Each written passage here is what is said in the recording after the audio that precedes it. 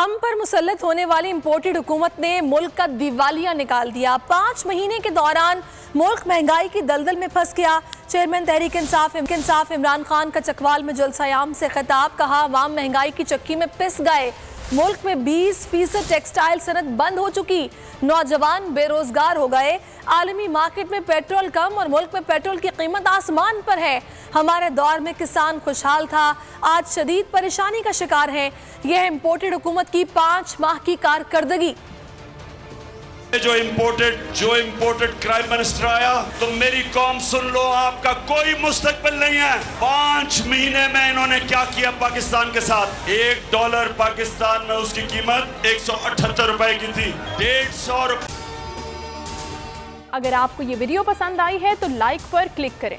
Litre petrol और diesel. आलमी मंडी में तेल $103 का था, आज आलमी मंडी में तेल $93 का है, $10 कम है। पेट्रोल आज 80 रुपए ज्यादा महंगा, जबकि तेल कम। इंटरनेशनल मंडी में 3 गुना ज्यादा बिजली की कीमत बढ़ गई है। गैस ये सर्दियों तक IMF कह रहा है 250% ज्यादा बढ़ने वाली है।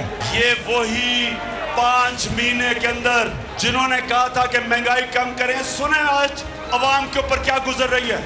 आज सारे लोग महंगाई के अंदर पिसे हुए हैं। किसानों का इन्होंने माशी कत्ल कर दिया। महंगाई आसमानों पे, बिजली आसमानों पे, इंडस्ट्री बंद हो रही है, एक्सपोर्ट्स गिर रही हैं, बेरोजगारी बढ़ रही है। जो गरीब की तकलीफ है आज महंगाई में हमारी अवाम पिस रही है, जो गरीब की तकलीफ है कोई माफ नहीं करेगा।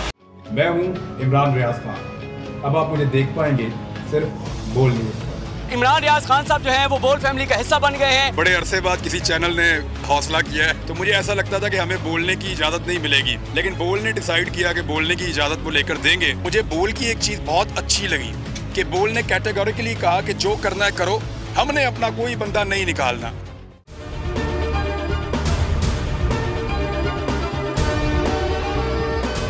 सबसे ज्यादा व्यूज, सबसे ज्यादा रील्स और सबसे ज्यादा रेटिंग के साथ बोल अब भी नंबर 1 पोजीशन पर बरकरार।